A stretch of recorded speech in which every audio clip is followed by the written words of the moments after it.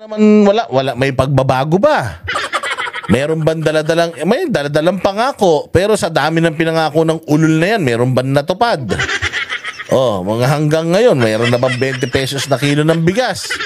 Wala pa rin, di ba? O sige, pakinggan natin mga sasabihin nila tungkol sa pagbiyahe ni Inday Sara, pati itong Congress na uulol na din. VP Sara Duterte kung bakit nadadala sa mga biyahe niya abroad. Pero tinabla siya ng Malacanang at sinabing hindi trabaho ng Vice Presidente na mangibang bansa at siraan ng Pangulo. Nasa frontline na balitang yan, Maricel Halili. Para saan ka nagta-travel? Sagot dyan ni Vice President Sara Duterte. Hindi naman ako nag-travel dahil gusto ko mag-travel. Nagta-travel ako, lumalabas ako ng bansa dahil frustrated na ang Filipino communities abroad sa nangyayari dito sa ating bayan. Pero siyempre hindi papayag si Claire. Yung fake news peddler na si Claire, di yan papayag.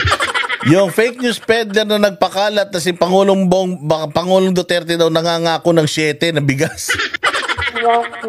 Ang inan to fake news sa puta. Dahil nga ba sa nangyayari sa Pilipinas, kaya frustrated ang ating kababayan abroad? Buwelta dyan ng palasyo. Siguro nga po, mapafrustrate yung mga kababayan natin abroad dahil ang Pangulo po ay nasa Pilipinas, nagtatrabaho, samantalang ang Anong connection kaya nun, no? Anong connection?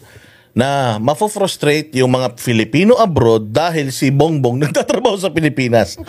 Okay nang inang spokesperson na ito, wala talagang utak. Mapafrustrate ang mga Pilipino sa abroad dahil si Bongbong nandito nagtatrabaho. Mapafrustrate daw yung mga Filipino abroad kasi daw si Inday Sara travel abroad. Putangina mo, paano pinupuntahan pa siya ng mga libo-libo daan-daang Pilipino? Pag nagpupunta siya sa abroad, kung galit sa kanya yung mga yan.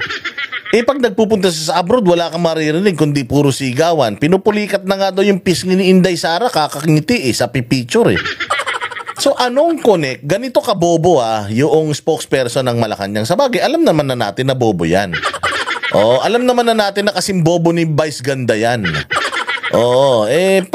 Pero minsan lang kailangan pa rin natin i-expose yung kung paano sinasayang ng pamahalaan natin yung pera ng taong bayan sa pagpapasweldo dito sa putang inan to, pinaglihi to sa manikin.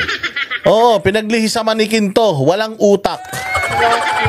Maganda lang damitan.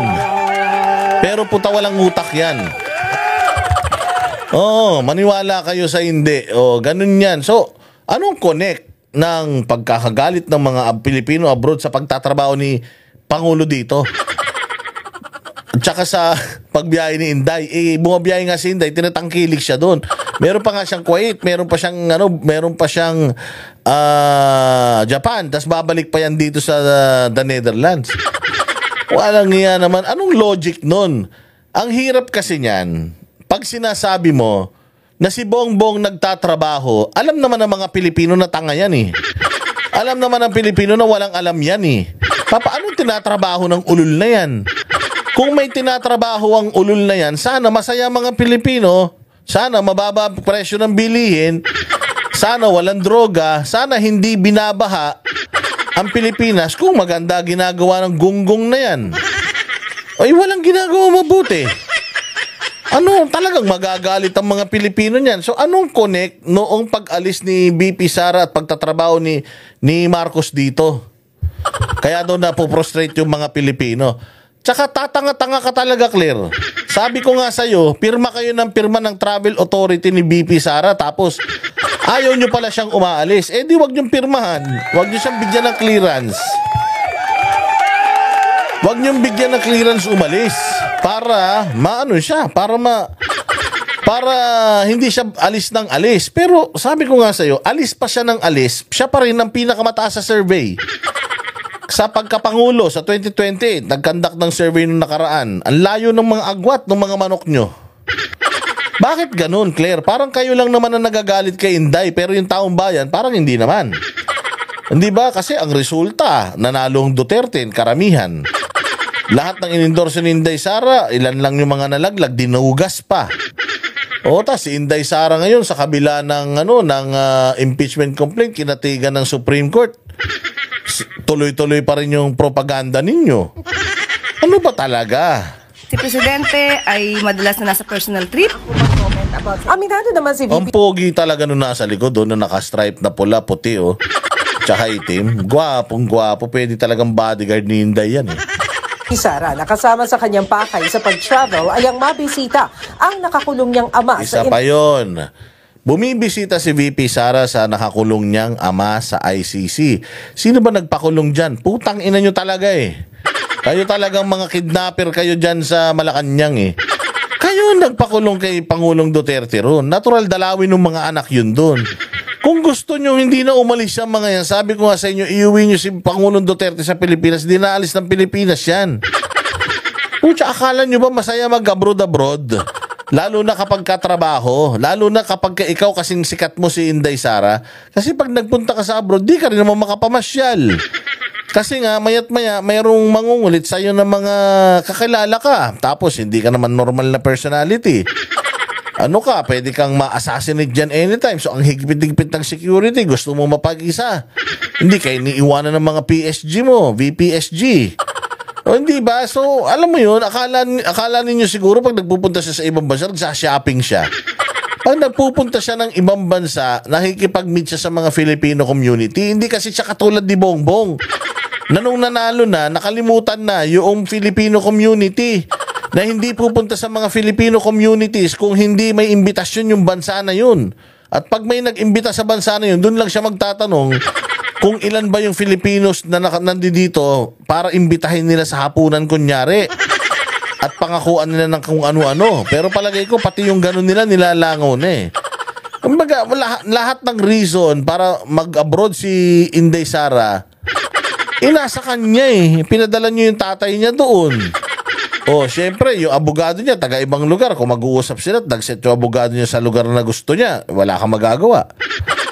Hindi ba? Talaga naman to si Claire Castro. International Criminal Court sa the Netherlands. Pero sabi ng palasyo, hindi trabaho ng bise ang mag-travel. Hindi po sagot ang pagbabiyahe para masolusyonan kung may problema man ang bansa. Oo, hindi sagot ng pagbabiyahe. At lalong hindi sagot si Bongbong. Dahil wala na siyang nagagawa. Utangin mo naman, Claire. 4 na taon na kayo dyan. 4 na taon na kayo dyan, wala pa kayong nagagawa. Wala pa tayo nakikitang magandang nangyayari sa Pilipinas. Walang hiya kayo. Tapos gusto mo, hindi magalit ang mga Pilipino. Pasalamat nga kayo, umiikot si Inday Sara para kahit papaano magkaroon ng pag-asa ng mga Pilipino at mga nasa abroad. Siyempre, pag nakita nila si Inday, ay salamat, nandito si Inday. 2 years na lang. Mawawala na sa landas natin yung mga kawatan na yan.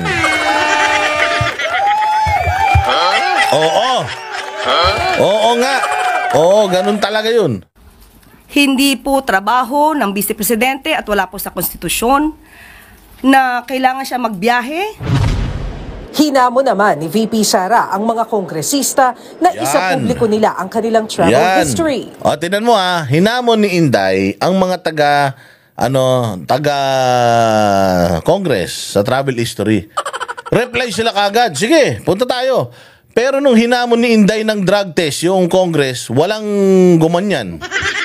Ay, umatin ka muna sa Umatin ka muna sa good government. O umatin na siya sa good government. Nagpa-drug test sila Gutierrez. Nagpa-drug test sila sila Suarez. Hindi naman. Hindi ba? Bakit ngayon isang hamon lang ni Inday tungkol sa pagpapakita ng mga travel reports ninyo, okay sa inyo.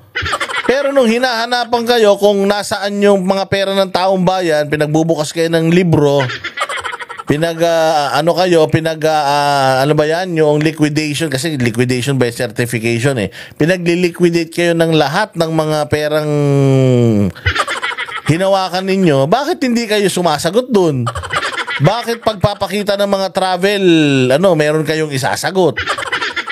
Ano ba yan? Wag ganon, sir. Basta naman si Puno, Supreme Court Justice pa naman. Although, tinanong kasi siya Ilabas din siguro nila yung travels ng mga members of the House of Representatives bago sila magtuturo ng mga tao na constant travel. Payag dyan si House Deputy Speaker at Antipolo 1st District Congress. Ayun naman pala, papayag naman pala, okay na.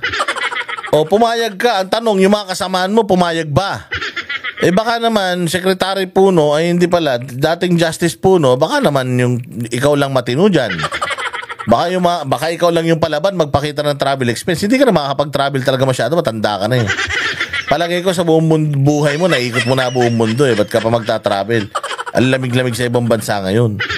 Di ba? Di sumakit yung kasu-kasuan mo. So, bakit? O sige, kailan, Sir Puno, kailan natin ilalabas, i-disclose yung mga travel authority requests at saka mga travel history and benefits from those travel?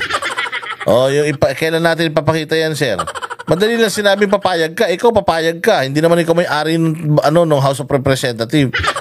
Oh, hindi ka naman Speaker of the House. Isa ka rin naman sa mga mababayaran soon. O, hindi ba? O, so, Diyos ko naman, mga style nyo bulok, ilabas nyo yung mga libro nyo. Liquidation by certification, mga ulol, ilabas nyo kung saan yung dinala pera ng Pilipinas. Daming pinagsasasabi, sir. Congressman Ronaldo Puno. Agree ako. Lahat tayo. Maglabasan tayo ng travel. Tapos ihambing natin yon. Maganda naman yung sinasabi niya. O sana nga, gawin mo. Puro ka pa presko, hindi mo naman maginagawa. Actual travel. Kasi kung yung ito official travel, ito lang, ang personal travel mo, ganun kalaki, ginawa mo ba yan on your own time or yung sa oras na binabayaran ka na sweldo? Nagbabalita mula sa frontline. Maricel Ayun. So Claire Castro, ang ano ko lang sa'yo, ang akin lang advice sa'yo, tingin-tingin din sa salamin, ha? Lingon-lingon din sa rear view mirror kasi baka mamaya tinatamaan na si Bongbong Marcos sa mga pinagsasasabi mo. Oo, dahil if you're gonna count kung sino na mas maraming biyahe sa kanila ni Inday Sara, mas marami ng bumiyahe. Yan si Bongbong. Balita ko pa nga, panalo daw ang bigayan.